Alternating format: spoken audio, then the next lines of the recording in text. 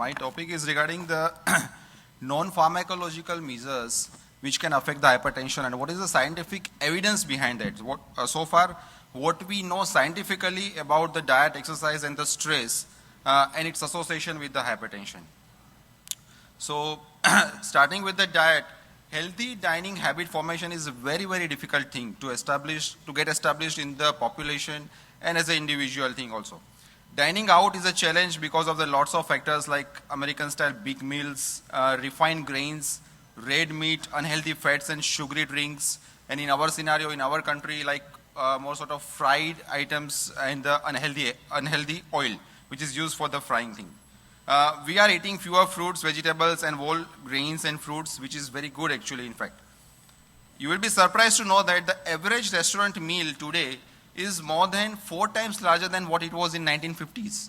So it is very, very challenging to get established the healthy lifestyle for the reduction of the all over CAD and the hypertension.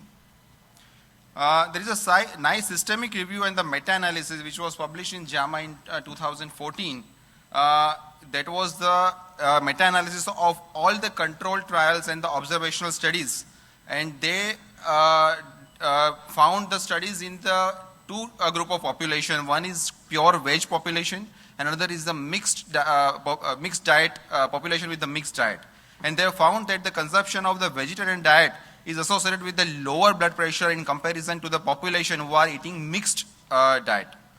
Vegetarian diets included in the group or in the studies is defined as the dietary pattern that exclude or rarely include the meats, and some vegetarian diets includes dairy products, eggs and fish. So all vegetarian diets emphasize, most of the diets emphasize in the study population, foods of the plant origin, particularly vegetables, grains, legumes and the fruits. And in that observation studies they have found that the consumption of the vegetarian diet was associated with the lower systolic and the diastolic blood pressure by almost 6.9 by 4.7 millimeter of mercury. Now one logic or the one evidence behind that is that vegetarian diet is associated with the lower blood pressure in comparison to the mixed diet is that the high level of the glutamic acid amino acid in the vegetarian diet in comparison to the other amino acids which are higher in the mixed diet or the non-veg diet. And dietary glutamic acid have independent blood pressure lowering effect which may contribute to the inverse relation of the vegetarian protein to the blood pressure. ACC Kailan again mentioned for the primary prevention of CAD, hypertension, everything, the dietary pattern which is not good or unhealthy and actually it increases the CVD mortality are sugar and low calorie sweeteners, high carbohydrate diets, refined grains, trans fat, saturated fat, sodium and the red meat. So most of the time they promote for the healthy plant-based diet or the Mediterranean-like diet which has shown to reduce the all-cause mortality as well as the CVD mortality. Now another important thing what we know is the DASH diet. Diet against hypertension, to stop the hypertension, for the healthy blood pressure, for the reduction of the blood pressure as well as for the prevention. And the main components are the grains and the fresh fruits and vegetables which should be taken in the large proportion in the multiple servings in a day. In the medium proportion, low-fat dairy products, lean proteins and the legumes, nuts and seeds should be taken.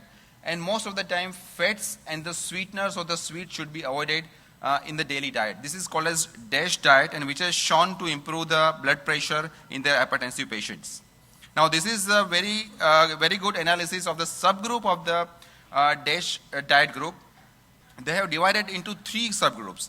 The green one is the population who is having diet with low fruit, vegetables and the low fat dairy products, which is having minimal or no effect on the blood pressure reduction.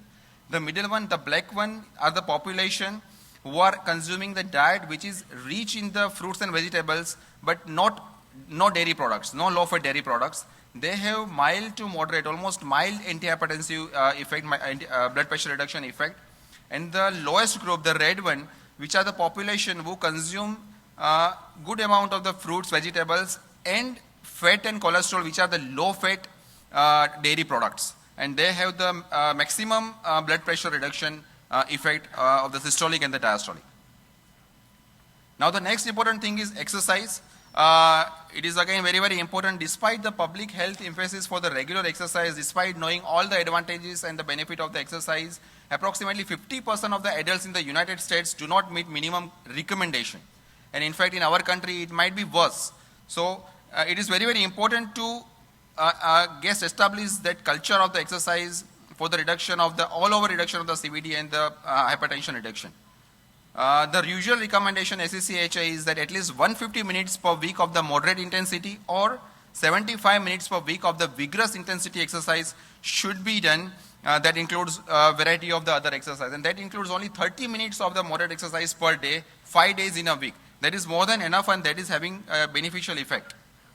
So how to define that moderate and the vigorous intensity exercise is that moderate intensity exercise, like examples are like brisk walking to 2.4 to 4 miles per hour. So in 1 hour, if you walk 4 miles, that is called as moderate intensity activity. Biking 5 to 9 miles per hour. Ballroom dancing, active yoga, recreational swimming, all are moderate intensity activity. Vigorous intensity activity are like jogging, running, biking more than 10 miles per hour speed, single tennis, playing single tennis, and swimming laps. So these are the few examples of the moderate and the vigorous physical activity which is recommended by the SCCHI. And the last thing is the stress management. Stress is considered a risk factor for the development of the high blood pressure, and there are various factors because various reasons behind that. Like poor food choice, the a person who is in stress, having poor food choice, lack of exercise, and having comfort food which is high in saturated fat and sodium. Now, stress management can be lots of things, can be done with lots of things, including yoga and pranayama. And there are various studies which has detected the association of the stress and the hypertension, and they have found that stress can elevate systemic blood pressure, but so far we don't have enough data to conclude that the stress management technique lower blood pressure enough to have the scientific advantage. There are lots of studies which may be coming up in the couple of years which can address this issue. Modest effect on the diastolic blood pressure only, but there is no effect on the systolic blood pressure, so far the study says. There is a scientific statement published by the American Heart Association regarding the meditation and the cardiovascular reduction, and they have mentioned that the studies of the meditation to date suggest a possible, though not definitely established, benefit of the meditation on the cardiovascular risk reduction. So to summarize all the things, you can see these are all the non-pharmacological interventions. So far the scientific evidence we have for the reduction of the blood pressure and the patient of the hypertension, the majority or the maximum benefit is with the healthy diet, which is having the major impact on the reduction of the systolic and the diastolic blood pressure in comparison to the other maneuver. Though other maneuvers like a reduction in the intake of the dietary sodium, weight loss, the different physical activities, as well as the moderation of the alcohol intake also associated with the reduction of the blood pressure. So, but the best thing is the best maneuver or the best measure, non-pharmacological measure is that healthy diet which we need to promote for the reduction of the, and which we need to give advice to the patients of the hypertensive patients. Now the take-home message that exercise using aerobic, isometric and the resistance training can lower the blood pressure. So far what we know is stress management lowers the diastolic blood pressure slightly, but no long-term impact on the systolic blood pressure has been demonstrated so far. We need a more further evidence for this confirmation. And the nutritional interventions such as plant-based diet or the DASH diet, Mediterranean diets are associated with the lower CV cardiovascular burden, high quality of the life and the longer life expectancy, as well as the hypertension and its complication. Thank you very much.